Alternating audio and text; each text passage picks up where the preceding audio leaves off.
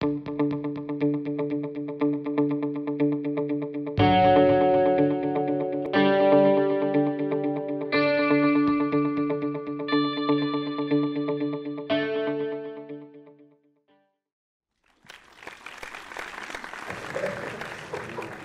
voudrais d'abord commencer par dire que c'est un grand plaisir pour moi d'être ici. Oui, merci.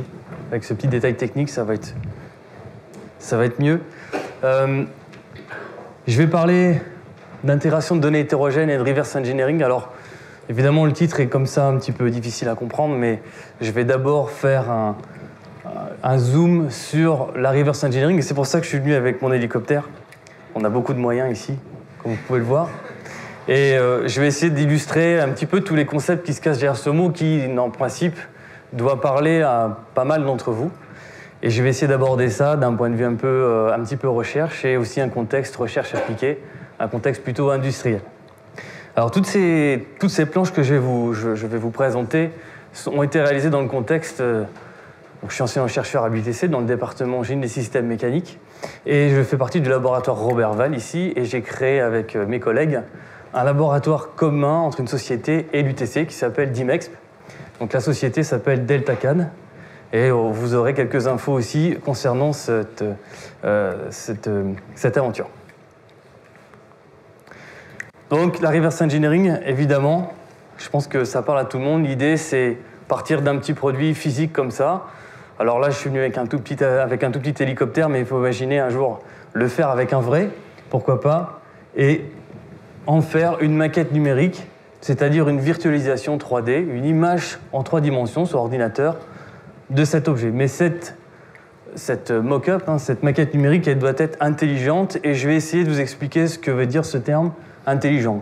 Tout simplement, en quelques mots, on va essayer de récupérer tout ce qui va se cacher derrière la maquette numérique réelle et la maquette numérique faite comme ça, c'est-à-dire avec des dimensions et puis des matériaux, etc. Tout ce qui se cache derrière.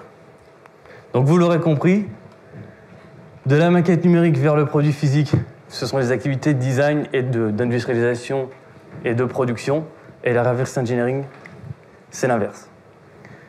Tout simplement, d'un point de vue plutôt études techniques, logicielles, mais aussi recherche, le processus de reverse engineering peut s'expliquer selon ces quelques figures que j'ai illustrées.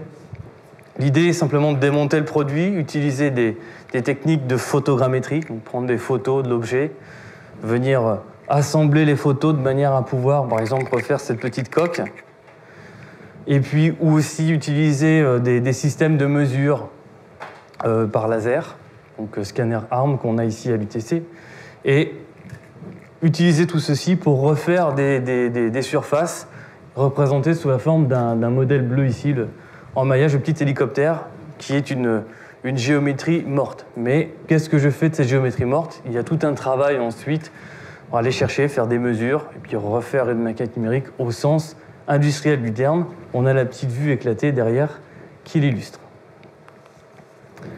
D'un point de vue industriel, la reverse engineering, elle se justifie en considérant le cycle de vie d'un produit. Un produit, il est conçu. Déjà, il y a le marketing, il y a le design. Ensuite, il est conçu de manière détaillée.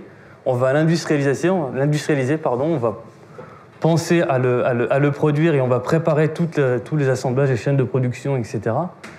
Il y a toute une chaîne de fournisseurs derrière et puis il y a sa vie. La reverse engineering va intervenir à 3 endroits. Tout d'abord, au niveau design. Celui qui vient le plus souvent à l'esprit quand je présente mes travaux de recherche, c'est celui de l'analyse de la concurrence. Donc ça va permettre essentiellement de faire du benchmark et d'aller comprendre ce qui va se cacher derrière les détails techniques et les innovations techniques d'un produit. La deuxième chose, ça concerne des produits qui ont une très longue durée de vie. C'est le cas, il y a 40 ans, on n'utilisait pas les ordinateurs comme aujourd'hui, avec la 3D, etc. Donc il y a des produits qui sont toujours en fabrication, mais qui n'ont pas eu la chance, entre guillemets, d'avoir eu cette continuité numérique. Donc l'idée, c'est, si on veut changer les procédés, faire un peu d'innovation en fabrication, en production, remonter le produit réel dans son image numérique. Au niveau fabrication aussi, va intervenir la reverse engineering pour faire ce qu'on appelle la comparaison entre le as design et le as made.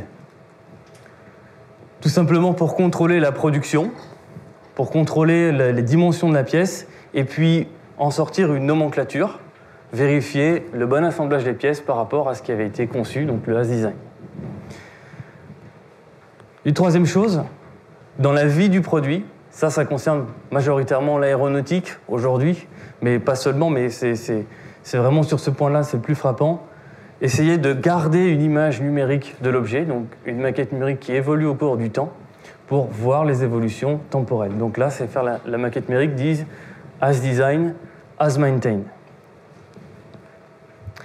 Alors nous, en recherche, à l'UTC et avec mes collègues de DeltaCAD et du laboratoire Robert Val, on va essayer de faire de la reverse engineering un petit peu différemment, c'est-à-dire on va utiliser bien sûr toutes les techniques de photogrammétrie, de laser, de scanner, mais on va aussi essayer d'aller chercher toutes les données autour du produit qui vont nous permettre de faire cette maquette numérique ici au bout de l'image, dite intelligente, c'est-à-dire avec toutes les intentions de conception possibles, toutes les dimensions, les mesures et les techniques associées.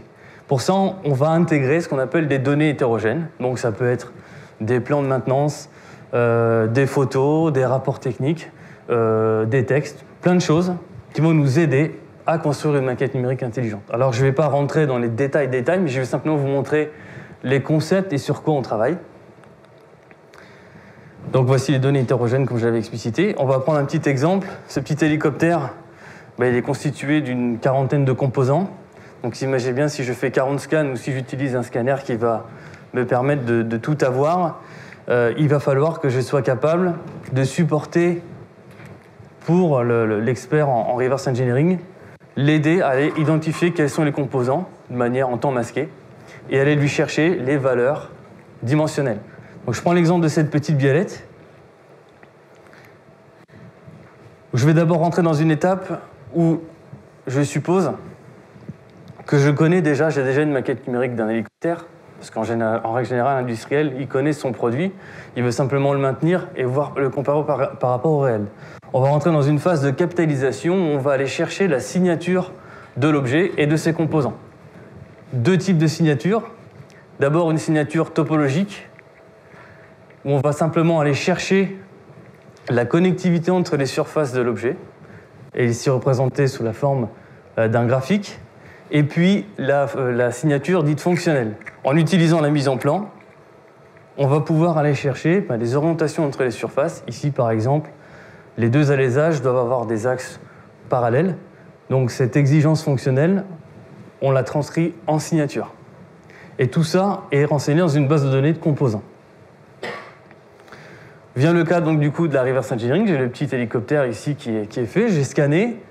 J'ai fait juste un focus sur la petite biellette en utilisant des algorithmes de reconnaissance de forme basiques, donc qui vont me permettre de détecter les surfaces canoniques, c'est-à-dire les plans, les cylindres, les sphères qui se trouvent sur la biellette. Je vais pouvoir créer sa propre signature de connexion. Donc les nœuds représentent les surfaces, les edges représentent et connectés à.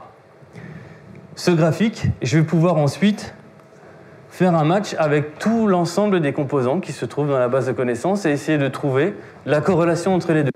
Ça va me permettre de dire, le système va me permettre de dire à l'expert en reverse engineering, de dire oui, ici je te montre, c'est une bielle.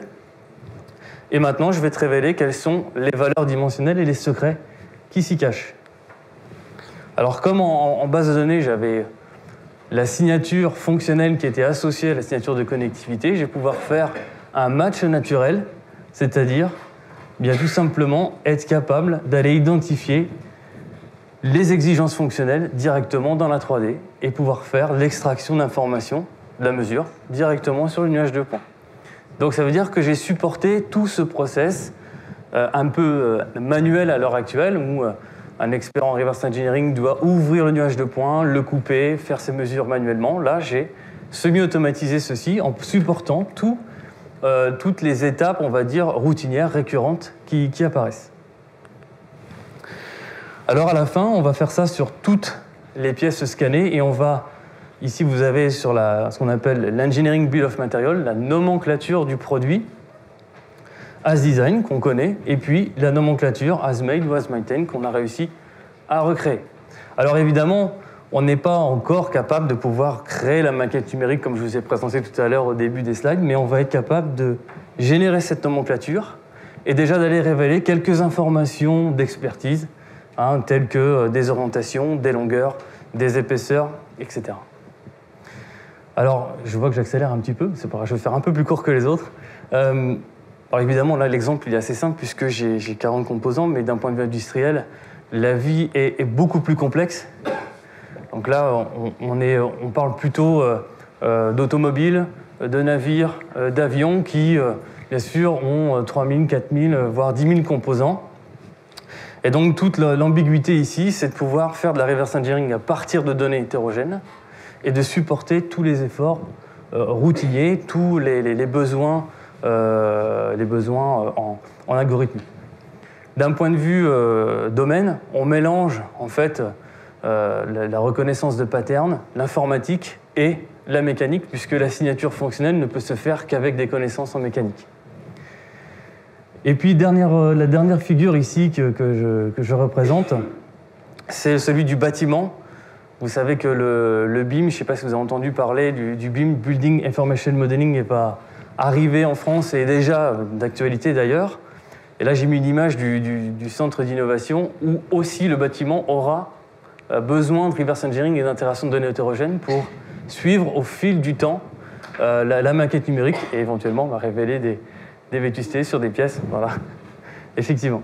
Voilà, je vous remercie pour votre attention. J'ai fait un petit peu plus court que les autres speakers. Juste pour finir, si vous voulez avoir d'autres informations sur ce que l'on fait, donc le logo de la société Delta4 avec laquelle on travaille, et puis le site web du laboratoire commun, donc Digital Mockup for Multi-Expertise Integration, dimex.utc.fr. Je vous remercie de votre attention.